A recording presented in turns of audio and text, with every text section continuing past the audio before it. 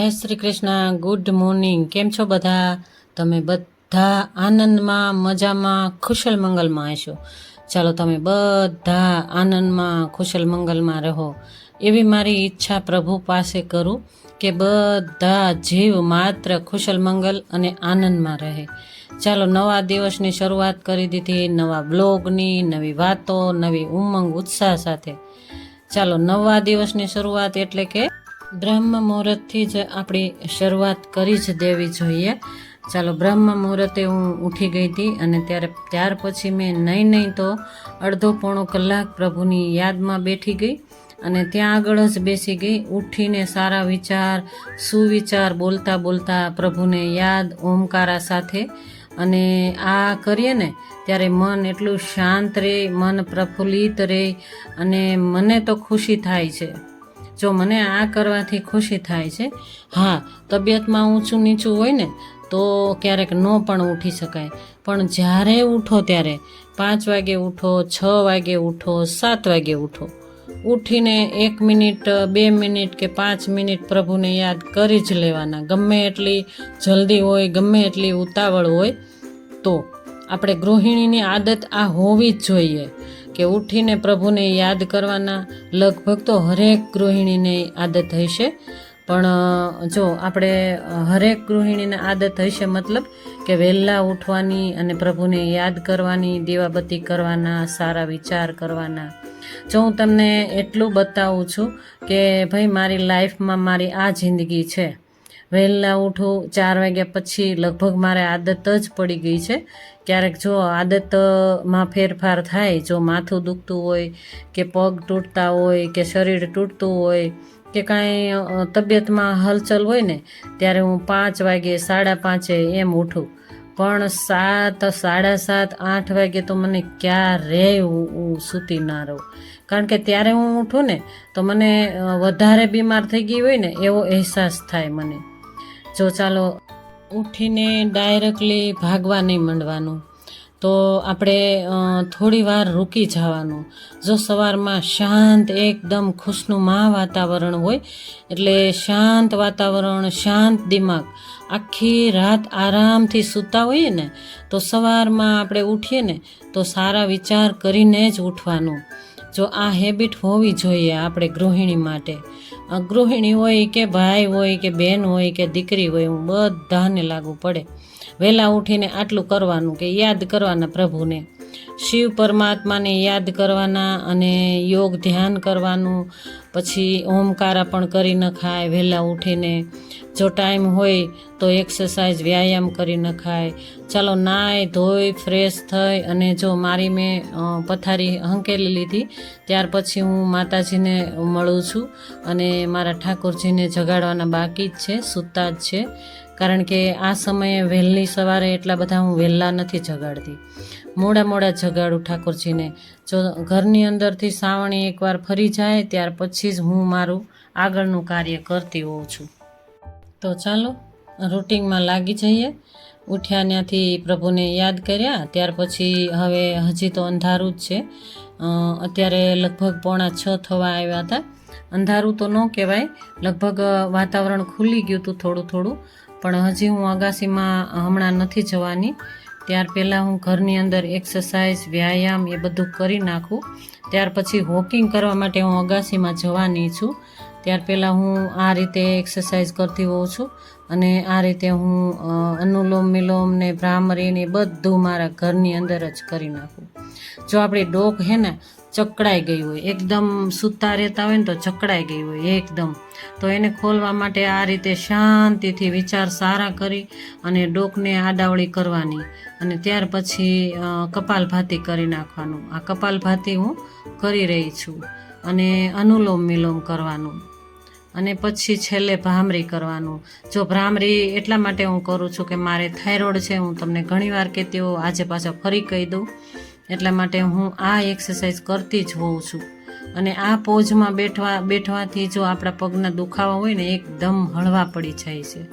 જો પલોઠીવાળી નહીં બેસી શકાય, પણ આ પોઝમાં બેસવાથી સરસ એવો આપણા પગના કમરના દુખાવામાં ખેંચાણ થતો હોય છે, એટલે એકદમ જો આપણે સ્નાયુ જકડાઈ ગઈ હોય ને તો એ ખુલી જતી હોય છે. તો હું ભ્રામરી કરી રહી છું અત્યારે. ભ્રામરી થઈ જાય આ બધી એક્સરસાઇઝ લગભગ હું 15થી 20 મિનિટ હું મારા ઘરમાં કરી નાખું. અને એક્સરસાઇઝ ઊભા થઈને કરવાની એ પણ મારે 10 મિનિટ જેવું થાય. ત્યાર પછી હું અગાસી ઉપર જતી રહું. અગાસી ઉપર જઈ અને વોકિંગ કરી લઉં. ત્યાર પછી ઘરની અંદર આપણું જે કાંઈ કાર્ય હોય, કામ હોય, માતાજીને દીવાબત્તી કરી નાખવાના આવીને જ.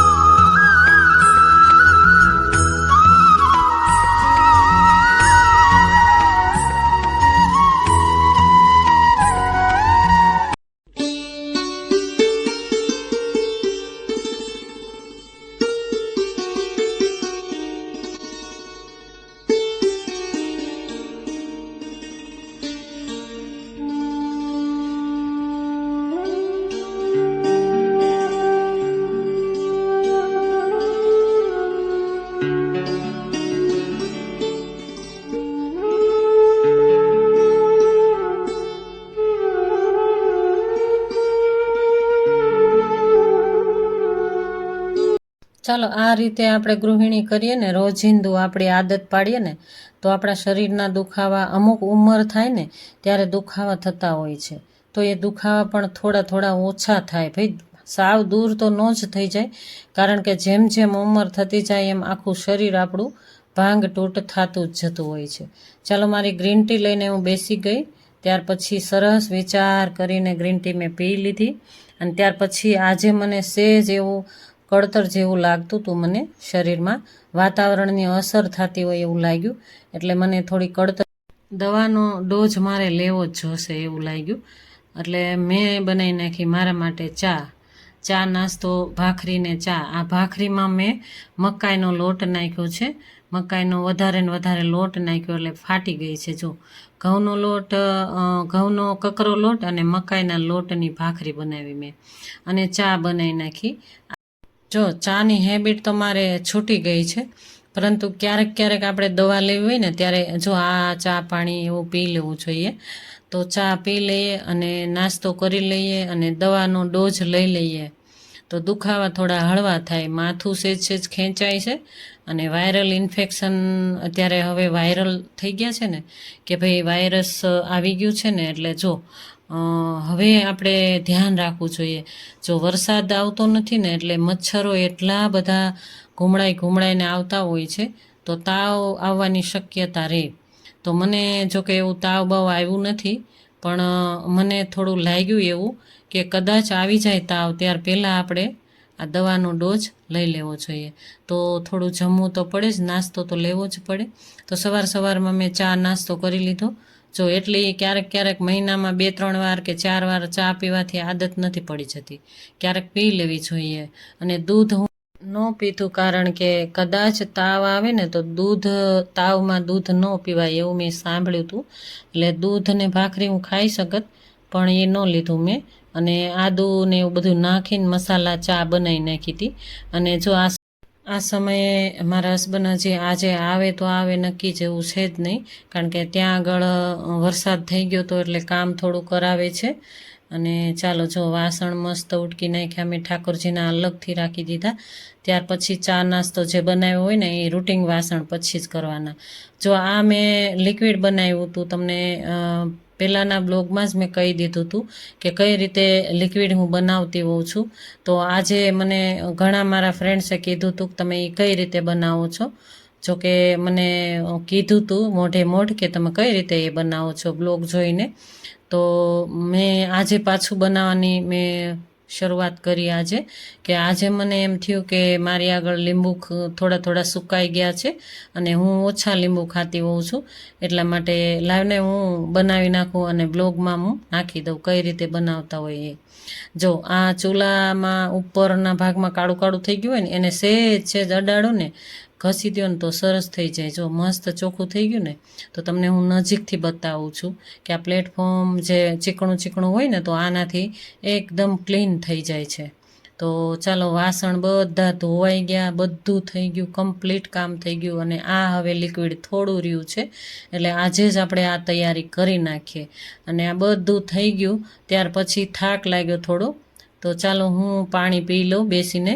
જો બેસીને જ પાણી પીવાય અને માથું સેજ ખેંચાય છે એટલે હું વિચારું છું કે હવે તાવ ન આવે તો સારું એમ.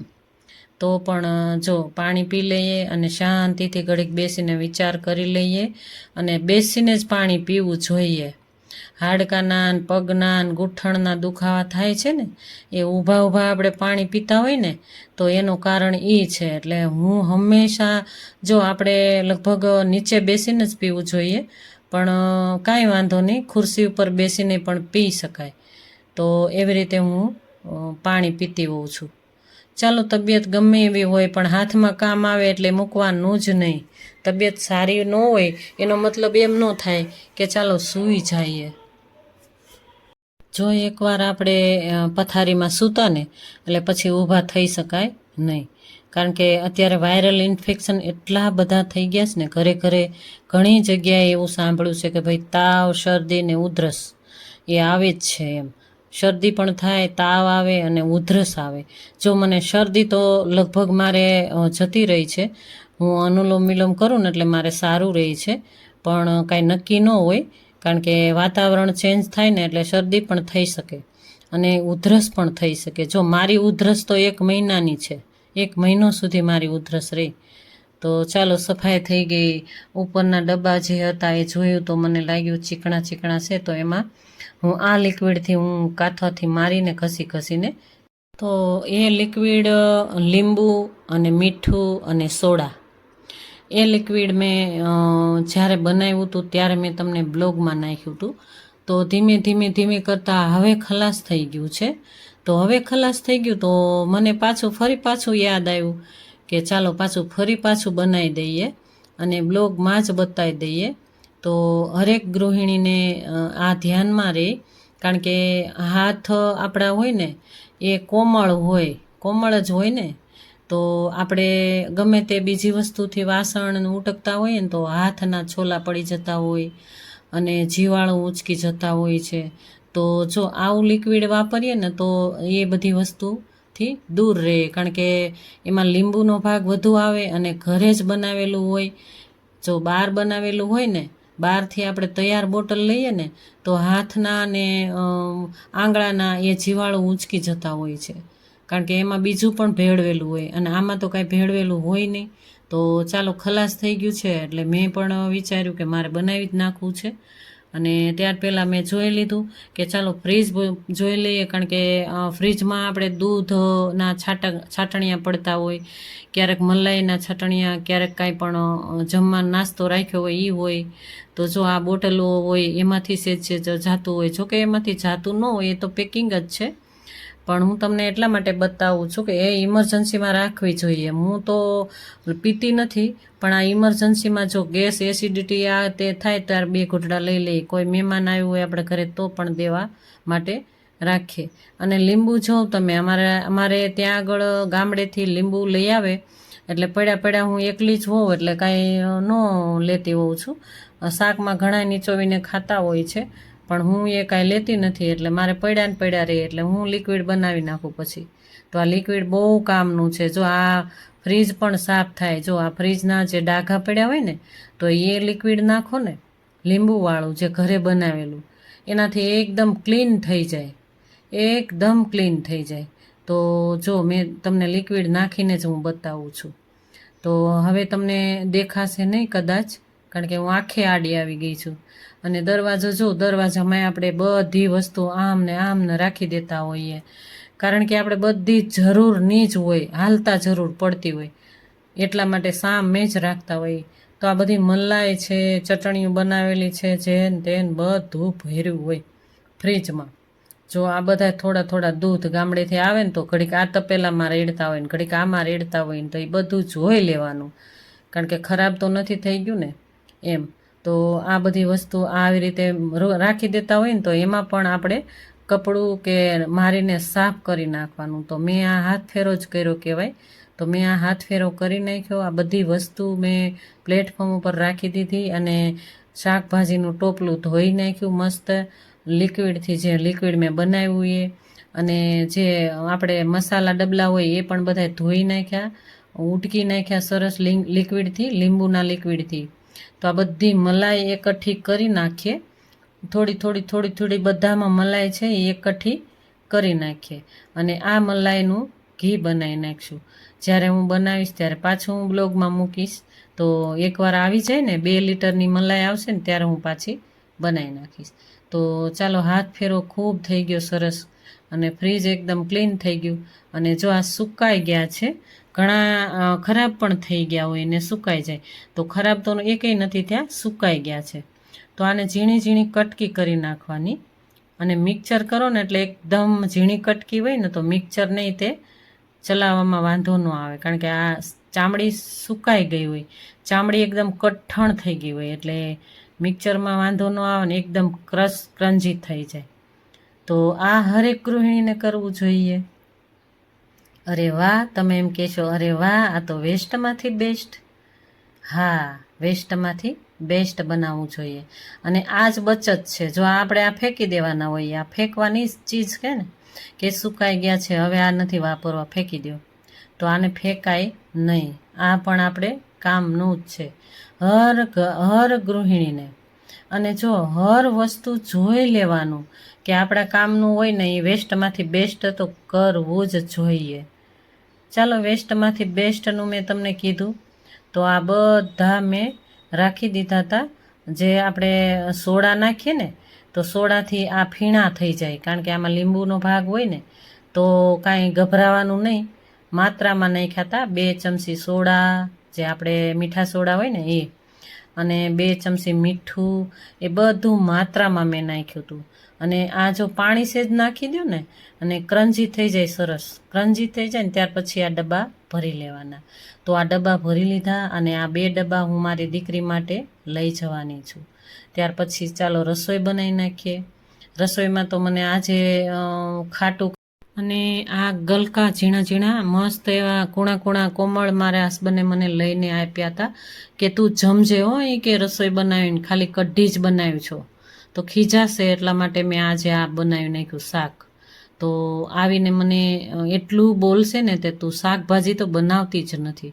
તો ચાલો સાદી એવી વઘાર કરી નાખીએ. જીરું નાખ્યું, આ રૂટિંગ મસાલો નાખી દીધો, હળદર ધાણા જીરું મીઠું નાખીને વઘાર કરી નાખ્યું. આગળ જોયું ને તમે કે મેં મસાલિયાનો ડબ્બો પણ ધોઈ નાખ્યો તો એ લિક્વિડથી, તો કેટલું ચમકી ઉઠ્યું હતું. તો મારે આ સેવ ગલકાનું શાક બનાવવું હતું, એટલે સેવ ગલકા બનાવી નાખ્યા. તો મને સેવવાળું ગલકાનું શાક ભાવે પાછું, અને મારા હસબન્ડને ન ભાવે. તો ચાલો, રસોઈ તૈયાર થઈ ગઈ. ચાલો મારા યુટ્યુબ ફેમિલી જમવા. બાજરીનો, મકાઈનો અને જુવારનો એ રોટલો બનાવી નાખ્યો, વધારે મકાઈ નાખી છે મેં. ચાલો જમવા બધાય મારા યુટ્યુબ ફેમિલી. ચાલો, મારો વ્લોગ ગમે તો લાઈક કરજો, શેર કરજો, સબસ્ક્રાઈબ કરજો. નવા છો તો એક સબસ્ક્રાઈબ કરીને જાજો. ચાલો, આ ગઈકાલે મેં ઠાકોરજી માટે મેં માળા બનાવી હતી. તો મારા ઠાકોરજી, મારા લલ્લાને શણગાર માટે હું મારા જાતે જ કરીશ, મેં તમને કીધું હતું ને. તો આ ફ્રેશ મોતી પડ્યા હતા એટલે હું બનાવવા બેસી ગઈ હતી ગઈકાલે. શોર્ટ વિડીયોના માધ્યમથી તમે જોયું જ હશે કદાચ. તો જોયું હશે, જે જોયું હોય તો મને કમેન્ટમાં કહી દેજો. અને ચાલો ત્યારે માળા બનાવી નાખીએ, કેમ થાય છે એ જોજો. અને ઠાકોરજીના કંગન પણ બનાવવાના છે, તો એ પણ હું જેટલું મને ટાઈમ મળે ને એટલું હું બનાવતી જ જઈશ મારા ઠાકોરજી માટે. તો જ્યારે મને ટાઈમ મળશે, તબિયતમાં હલચલ નહીં હોય ત્યારે હું મારા ઠાકોરજી માટે ટાઈમ કાઢીશ જ. તો એક મોતી લેવાનું, અને જેકો મોતી છે પીળા કલરના, એ તમને નહીં દેખાતા હોય, એ 5 મોતી લેવાના. એમ કરીને માળા જેટલી બનશે એટલી કરીશ.